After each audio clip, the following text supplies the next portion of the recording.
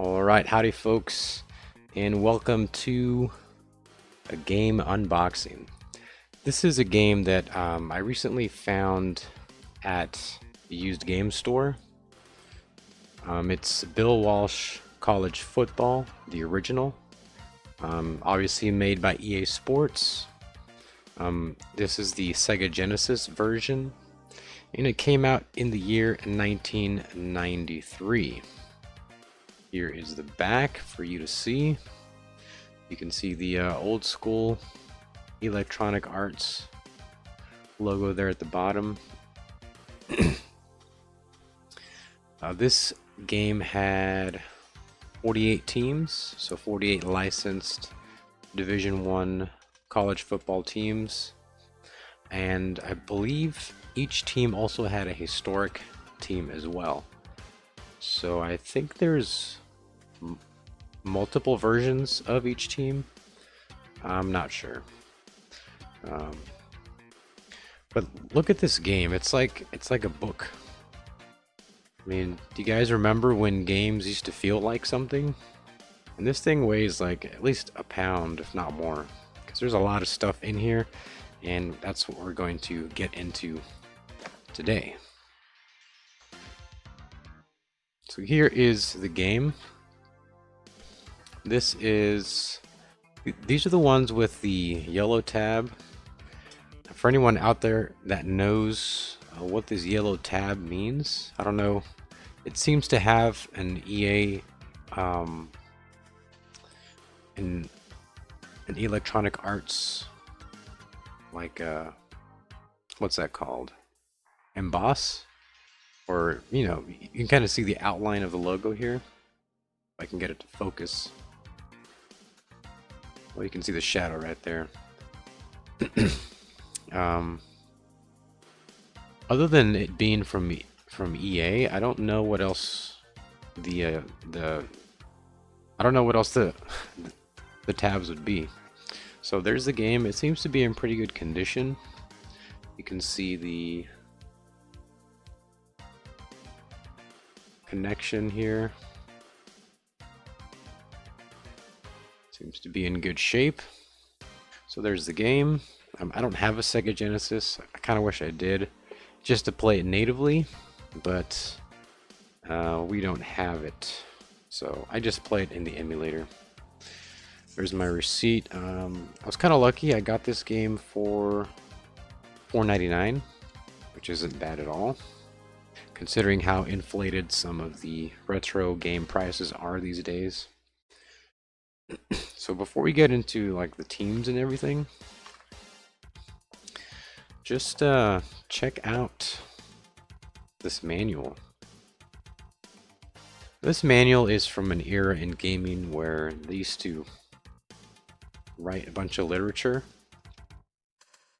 and certain games didn't really have a lot to say, but this one did. So I mean, it's like a, I mean, they have like the images of the artists, the programmers, which is pretty nice. There's your contents. Control scheme, of course. How to start the game. This one had 4-way play, so you could play, I guess, up to 4 players, which is pretty cool back in 1993. What I like about this is they have, it's basically like a little lore book, you know, a little lore section. If you guys ever played like RPG games, you know there's like little lore sections, and so it, I'll just read the beginning. It says, "It all began on a frosty November afternoon in New Jersey. A 25-man team from Princeton traveled by train to New Brunswick, home of Rutgers University. There they ate dinner, shot billiards, and started a phenomenon. It was 1869, and there was a new game in town, football." So basically it kind of goes over the history of college football, and it has a quote here by Bill Walsh that says, I like the game to be a historical event with the long-standing rivalries. There is a history to each and every game. So I like that they have these little things sprinkled in between. So it goes over his history at San Francisco and Stanford. It's pretty nice. There's like a little bit of it kind of helps you believe in the world of the game. And then it has all your typical options and whatnot. Anything else interesting in here? They have the map of the teams, which is pretty cool. So they got Washington. Oh yeah, it's the teams are not licensed. I forgot to mention. So the teams are not licensed, but they have the names of either the city or the state that they're from. So they have Washington, Pullman, Stanford. SC is South Carolina. Los Angeles, I believe, would be what, UCLA. And here we have Nevada, or sorry, Arizona. Then we have Hawaii, Colorado, Nebraska. We got Kansas, Oklahoma, College Station, that'd be Texas A&M, Texas, Baton Rouge, that's LSU, Auburn, Alabama, Tennessee, South Bend, that would be Notre Dame, Columbus, that's Ohio State, Pittsburgh, Syracuse, Boston, that would be BC, Boston College, State College would be, I believe that's Penn State up here. And we got Riley, which I think is like NC State maybe, I don't know. Clemson, Georgia, Atlanta, Florida, Miami, Auburn, and Tallahassee. Tallahassee being Florida State. So if they have the names of if the college is just named like the name of a state, like Georgia or Florida, they can have those names because the colleges don't own the city, or sorry, they don't own the name of the state, so they can use the names in the game.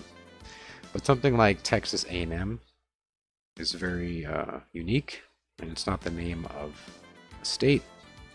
So instead of using Texas A&M, they use just College Station, which is the name of the city that it's in. So I like that they have the map. Kind of gives you a good sense of immersion into the game. And what else? Play calling, player controls.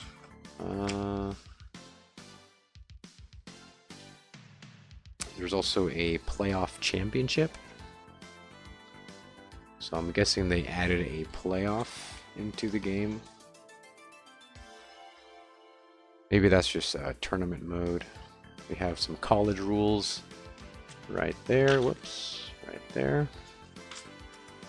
Then they have the little fold out for all your advertising of other games and such. And they have NHL 94, eSports Soccer 94, Bulls versus Blazers, LaRussa Baseball, PGA Tour Golf 2, and an ad for the 4-way play system.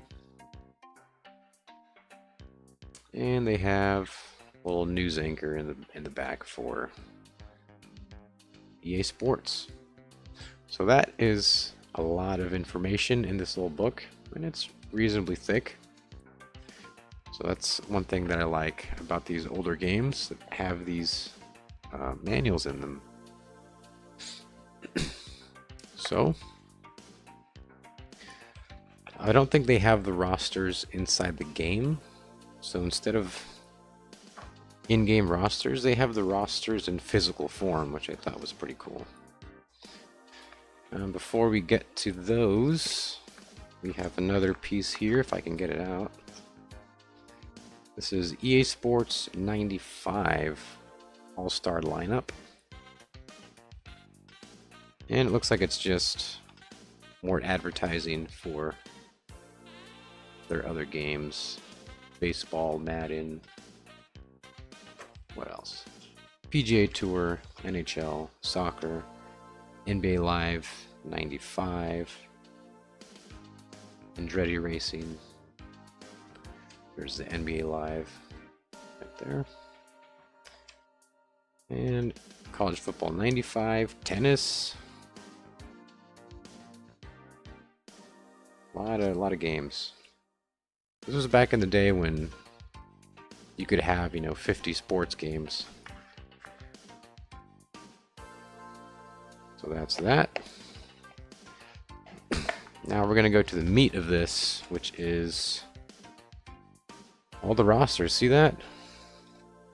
These are double-sided. So let's start off with... So this is Hawaii. Let's see. So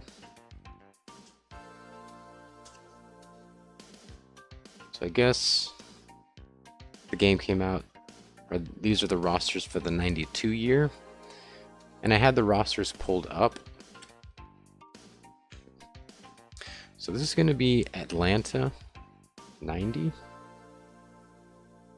So just so you can see the format of this, if I can get this to focus correctly. Can we get a focus on that? Let's see. Maybe? No. I have it set to autofocus, but it might not work. Yeah, sorry. Basically, it gives you the quarterbacks, the running backs, the receivers, the O-line, the D-line, linebackers, DBs, and special teams. And so it has, I guess, like a specific play selection by Bill Walsh. It says Bill's pick, wishbone double cross. That would be, I guess, one of Atlanta's plays. And so I guess that's maybe one of their base plays. And the way the ratings are set up is it's, I believe, 1 through either 14 or 15.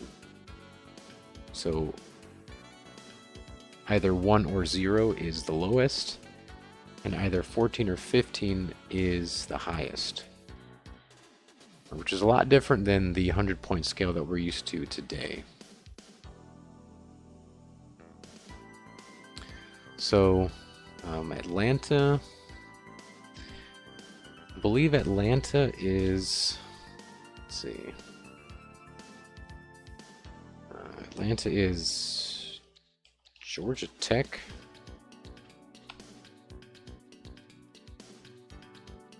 I believe that's who it is.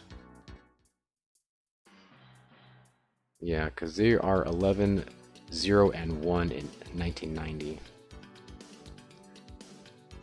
Let's see what it says about the roster.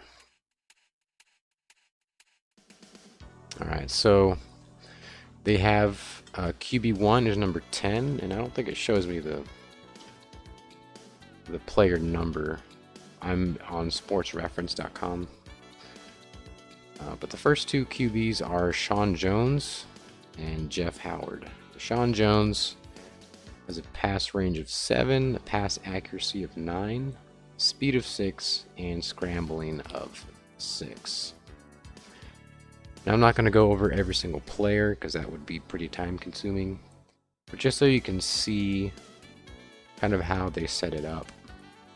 QB number 2, QB2 number 14 has a pass range of 0, so pretty bad. Pass accuracy of 2, speed of 3, and scrambling 3. So 0 is the lowest. And then For the offensive line, they have a weight stat, pass blocking, and run blocking, and that's it. Now, I assume that the weight stat influences the outcome of their block, which I think is pretty cool. It's a simple way to do it. You know, you take into account pass blocking and then their weight, and then you kind of calculate out an outcome based on that, which I think is cool. It's a simple way to incorporate weight without having to do like a bunch of physics and stuff. I wish that would focus in. There might also be a lot of reflection in the light. But there's the offensive line. And then for the special teams, they have the kicker and the punter. So that's Atlanta 1990. Instead of reading off the rosters, I'm just going to read off the record of the team. That way we can kind of move quickly through these. This is Baton Rouge, 1987. So Baton Rouge would be LSU. So we're going to go LSU and type that in one-handed. There we go. Oh, here we go. That's an easier way to do it. So in 1987, they went 10-1-1. So that would be a winning percentage of 0.87. So it's a respectable LSU team right there. We'll set that to the side and move on to Michigan 85. Bill's pick is Far Weak Flood. That's Michigan 85. Just type in Michigan. The reason why I don't have the keyboard up on this table is because then you wouldn't be able to see the whole table by itself. So Michigan in 1985 went 10-1-1 as well, and that was Coach Bo Schembechler. Oh, interesting point about Bo Schembechler is in the early 80s.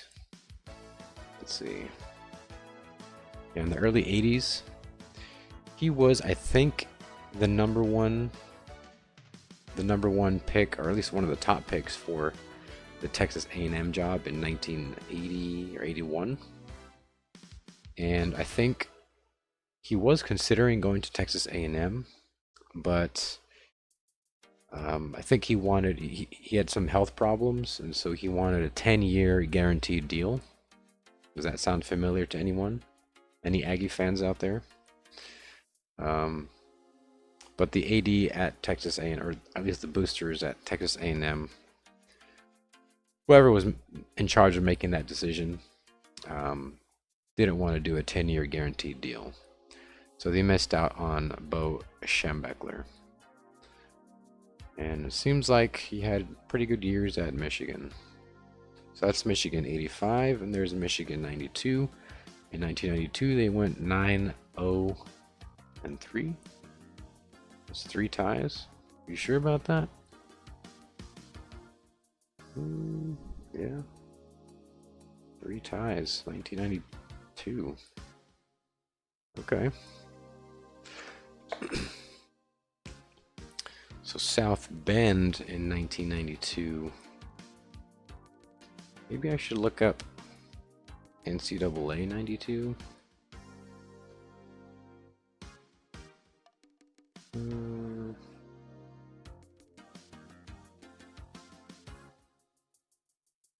Anyway. I think it's cool how they found a way to use maybe not the exact team names, but at least something that's not totally made up, like, you know, just making up the name of a college. They actually use the city names, which makes sense because then you can, at least it's grounded in some kind of reality. So South Bend in 1992 went 10-1-1, and this is South Bend 88, and they went 12-0. So they went undefeated in 1988. It looks like they won the national championship as well under Lou Holtz. Yep. All right, so here is Washington 1991.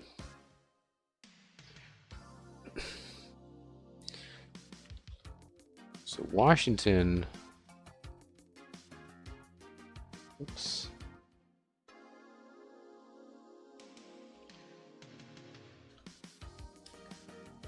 Washington, there we go.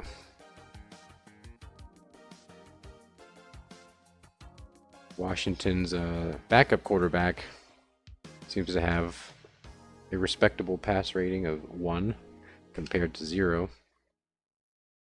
So the backups are pretty weak in the game. Let's see what we got here. So 1991, Washington went 12-0. Is that correct? 1991, 12-0 under Don James. That would be the Rose Bowl, and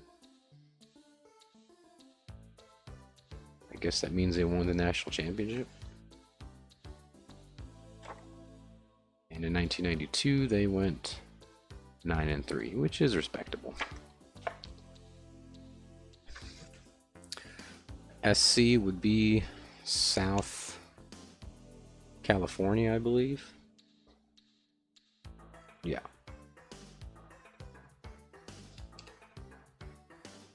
USC.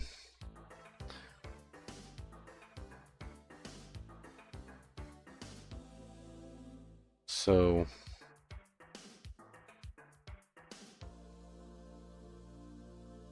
this one goes back kind of far, 1979. This might be one of the oldest teams in the game. They go 11-0-1. That's under John Robinson, and they won the Rose Bowl that year. And then we skip to 1992, right there.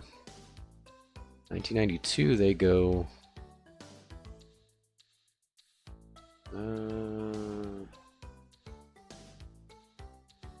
6-5.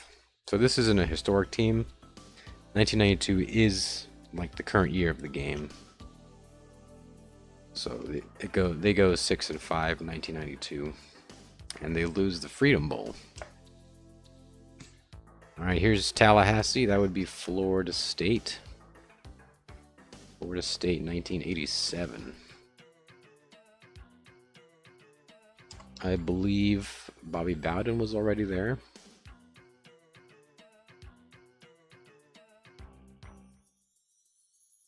All right, 1987. Here we go. So 1987, they go 11-1. That would be, of course, under Bobby Bowden. One of his many, many double-digit win seasons. And they win the Fiesta Bowl. Man, Florida State was dominant in the 80s and 90s. Like, consistently. And then Florida State in 1992.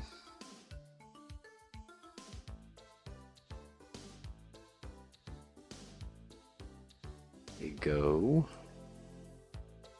11-1. And they win the Orange Bowl. So now we got Nebraska 83.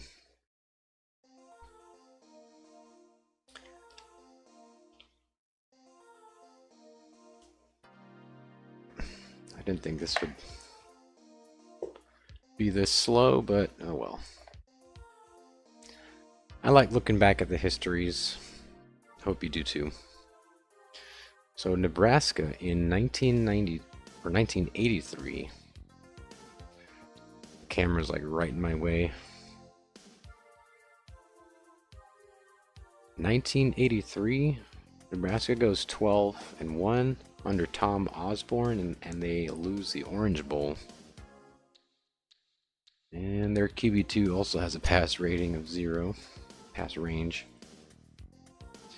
If you skip to 1992, the current year of the game, they are 9-3, also under Tom Osborne, and they lose the Orange Bowl.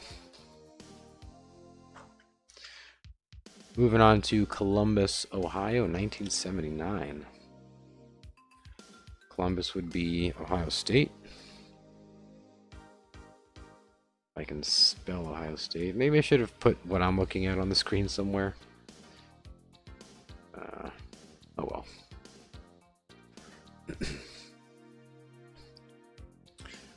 Alright, so 1979. That's also one of the older ones. 11-1 under Earl Bruce. And they lose the Rose Bowl.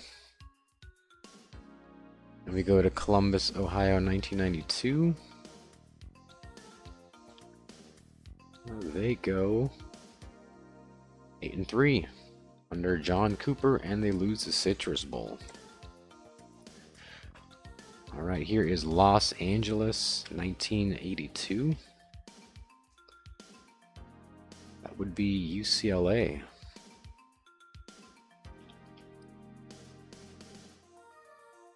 Now, is it just me, or does UCLA and the LA Rams have similar colors?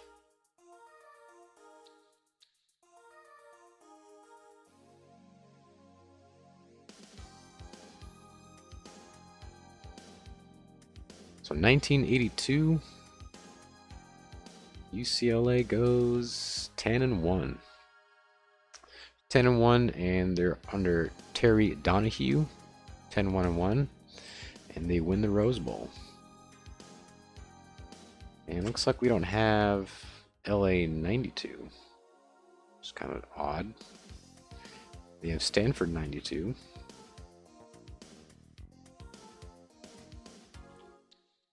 Now that seems strange that they wouldn't have the current year of Los Angeles, which should be 92.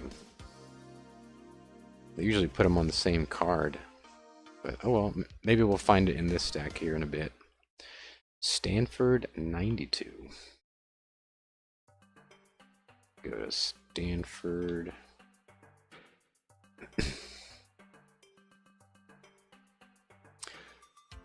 So Stanford way back in 1992. 10-3, that would be under Bill Walsh, of course.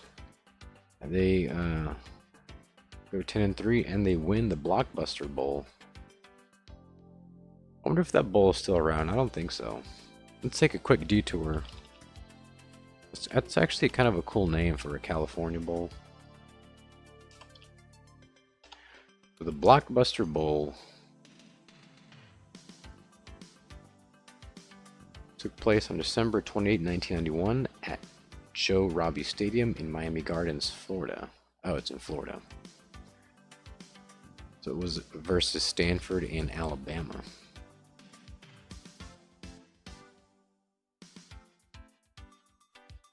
Huh. Well, looks like there's a few of them. There's a 1993 Blockbuster Bowl between Stanford and Penn State.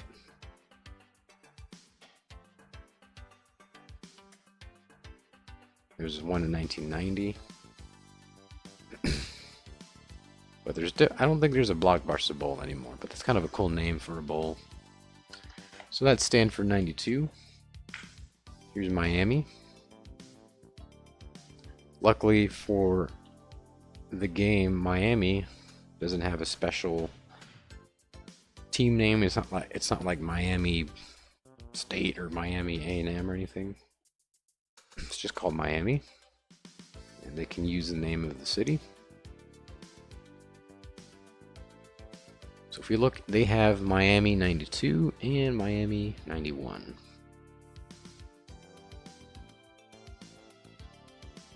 So in 1992, they go 11-1. They lose the Sugar Bowl. And in 1991, they go 12-0, both under Denny Erickson. And they win the Orange Bowl. It looks like they win the national championship under AP, I guess. All right, here is Florida 1992 and Florida 1984.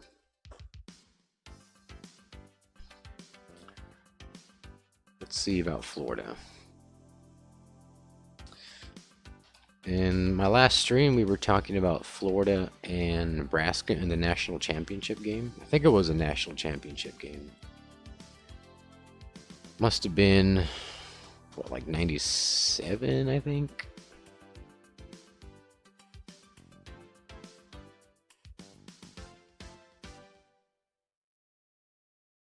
Or 1999.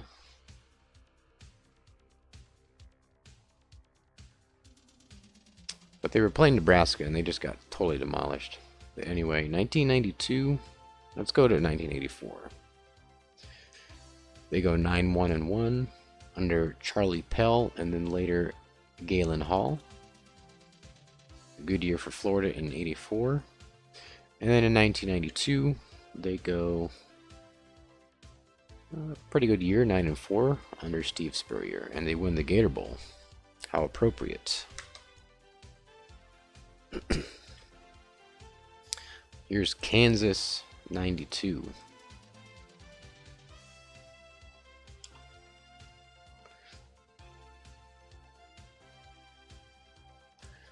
Kansas is doing actually having a decent year in football, 2023. They're one of those basketball schools, so anyway. Kansas in 1992. They go 8-4 under Glenn Mason, and they win the Aloha Bowl. And that's it for Kansas. Oklahoma, 1985. So that's strange. Not every team has like the current year and the historic team. Some teams only have the historic team, and others have the historic team and the current year. It's kind of odd. Strange way to do that. So Oklahoma in 1985, they go 11-1 under Barry Switzer. They win the Orange Bowl, and it looks like they're national champions as well. Their QB1 has a speed rating of 12 and a scrambling of 13, which is pretty high. I think that's it for Oklahoma. Moving on to Georgia, 1992.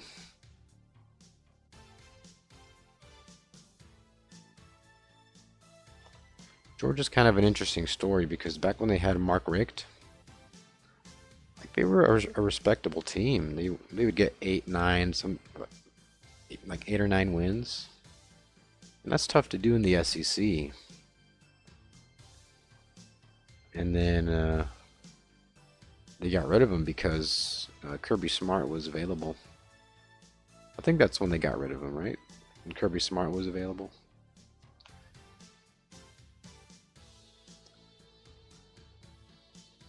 Yeah, Mark Richt started at Georgia in 2001, and check out these records: 8-4, 13-1, 11-13, 10-2, 10-3, 9-4, 11-2, 10-3, 8-5, 6-7, 10-4, 12-2, 8-5, 10-3, and in 2015 he goes 9-3.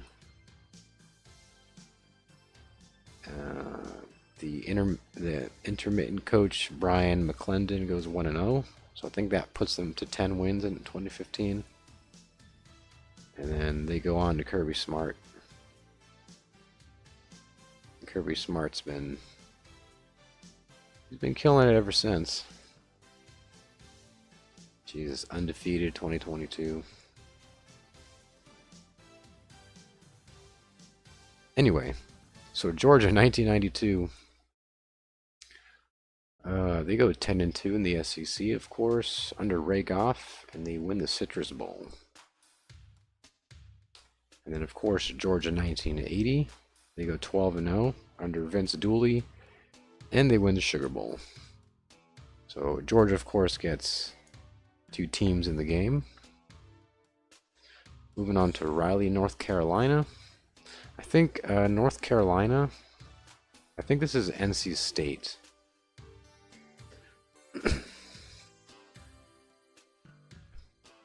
So we'll go, let's see, I think it's NC State. Maybe I have to type in North Carolina State, yeah.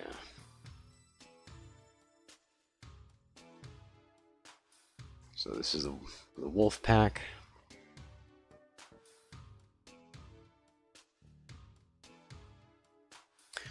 So NC State in 1992 was, they went 9-3 and 1 under Dick Sheridan, and they lose the Gator Bowl. On the other side, we have Clemson 1981.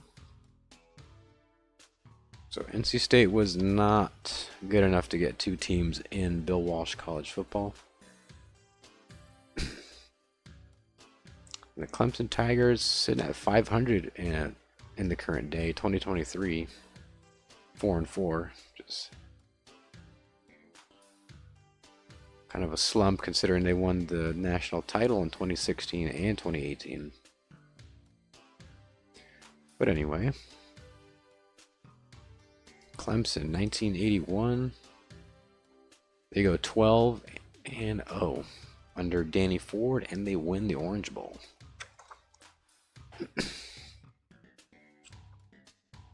We got Syracuse 92. Syracuse is not a team that you really hear about very much. But apparently, if I'm not mistaken, I think they're the team that spends the most money on college football. Or at least their spending ratio is really high. Their spending to success. I forgot where I saw that graph, but anyway. Syracuse in 1992, they went 10-2 under Paul. Oh man. Pasqualoni. Paul Pasqualoni. And they win the Fiesta Bowl. Now we got Pitt 1980. Now if I remember correctly, Pittsburgh in 1980 was under Jackie Sherrill. And Jackie Sherrill had, I guess, Dan Marino. Yeah, we got QB1 is number 13. He's got a pass range of 6, pass accuracy of 11, speed of 3, and a scrambling rating of 3. And Bill's pick for Pittsburgh is shotgun deep outs, so you know that's a passing team. So Pittsburgh in 1980. Now they had a couple of good years under Jackie Sherrill in the early 80s.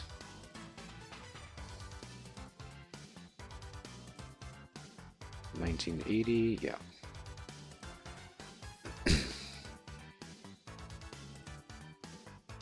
So Jackie Sherrill had 3 straight 11-1 seasons in 79, 80, and 81. And he won the Fiesta Bowl, the Gator Bowl, and the Sugar Bowl those years. I believe this was the Dan Marino team. So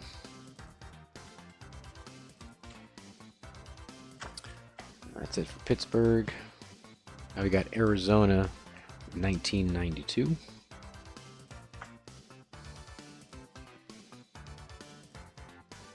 And Arizona is another team that you don't really hear about. They're haven't done much in recent decades.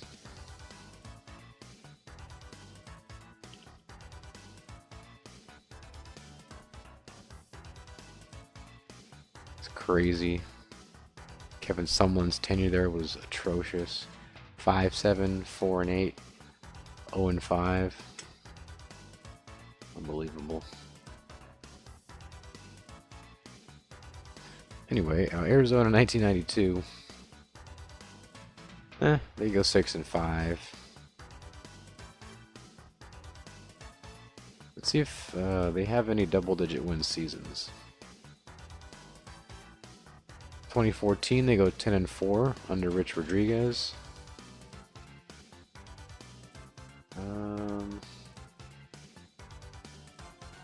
In 1986, they go 9-3 under Larry Smith. 1974, they go 9-2 under Jim Young, as well as 1975. Yeah, so success. A little hard to find for Arizona. Oh, in 1993, they go 10-3 or 10-2 under Dick Tomey. And then in 1998, 12-1, also under Dick Tomey, and they win the Holiday Bowl. So Arizona's had, a couple peaks here and there. Auburn, 1983. Is that the Bo Jackson team?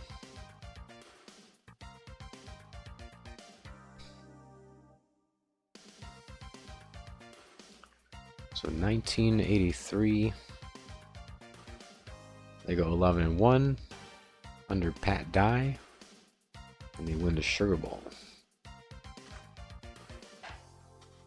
All right, how many do we have left? This is quite a bit of a process. We got 1, 2, 3, 4, 5, 6. We got 7 cards, plus this one.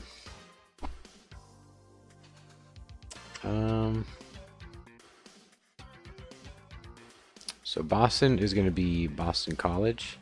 1984, I'm pretty sure, is the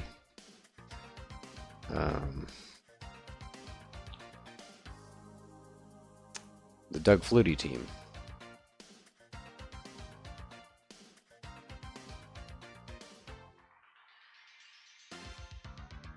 '84, they go 10-2 under Jack Bicknell, and they win the Cotton Bowl. And then 1992, they go 8-3 under Tom Coughlin, and they lose the Hall of Fame Bowl. Alabama 92. So Alabama has 2 teams. Of course they do. Alabama 1992.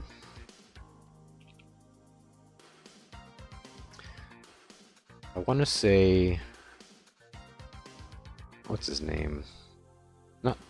Not Bear Bryant, but the guy that was, what was his name? They were both at A&M. I'm gonna hit myself when I see the name. Gene Stallings, God. Yeah. Gene Stallings. So Alabama 1992 goes 13-0 under Gene Stallings, and they win the Sugar Bowl.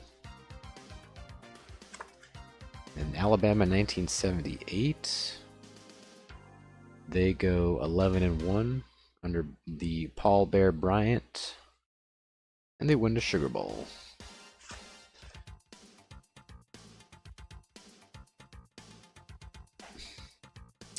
Provo.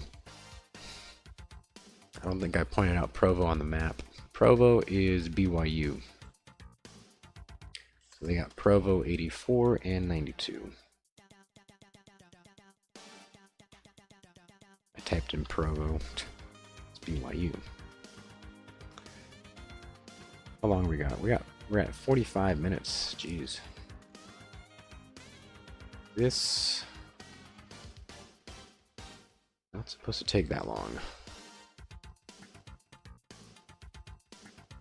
I think I'll just rush through the last few just so we can keep it under an hour. So BYU in 1984,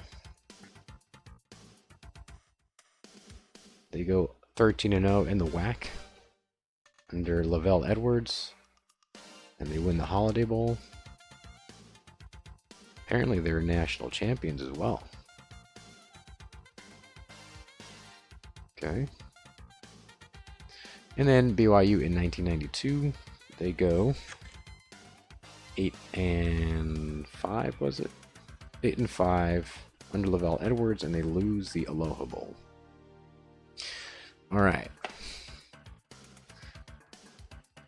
So we got Tennessee 1992 and Tennessee 1985. We got Colorado 1992 and Colorado 90. Wasn't Colorado national champions one of those years?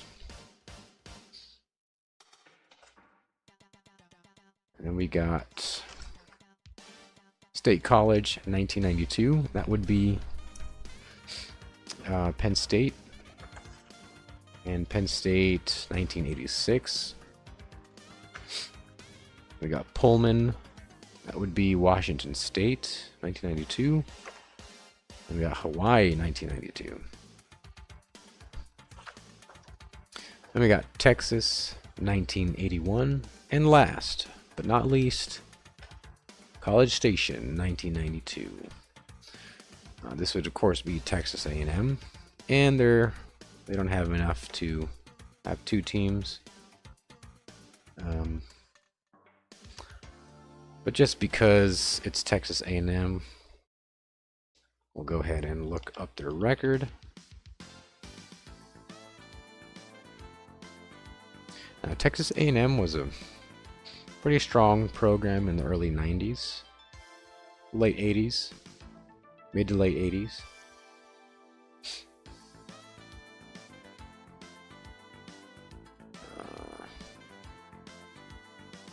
They did go undefeated in 1994, but they had the NCAA sanctions, which kicked them out of the postseason, which is kind of a bummer. All right, so 1992, A&M is still in the Southwest Conference, and they go 12-1 under R.C. Slocum, and they lose the Cotton Bowl. That's the one thing about R.C. Slocum is that he was a good coach. I mean, he consistently could get to double-digit wins. But in the postseason is where he just couldn't pull it out very often. I mean, he started as head coach. He was an assistant for a long time, but as head coach, he started in 1989, and he loses the Sun Bowl, wins the Holiday Bowl, loses 3 straight Cotton Bowls in 1991, 92, and 93, which is unfortunate. He wins the Alamo Bowl in 1995, and he loses the Cotton Bowl in 97.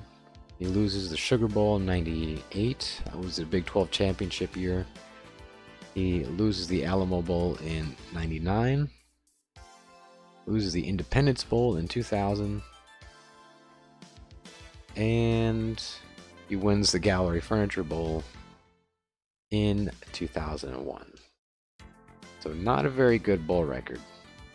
Consistently getting to, big bowls. You got the Cotton Bowl, Sugar Bowl. Not really able to win it. So that would be all the teams in Bill Walsh College Football. Came out in the year 1993. I just like how, there's you feel like you get a lot of stuff in the game, and especially if games have like strategy guides or little tips and tricks on the strategy of the game. I think that adds a lot of value to the game, because it doesn't just throw you into the dark. It kind of, people know their own game design, and so they can kind of guide you through it and all that. I like the lore aspect of the little instructional booklet, and it just, it brings the game to life with all the physical literature, and of course the game. So pretty good buy. If I ever get a Sega Genesis, I guess I'll have this. But a nice little trip down memory lane here with Bill Walsh College Football 1993.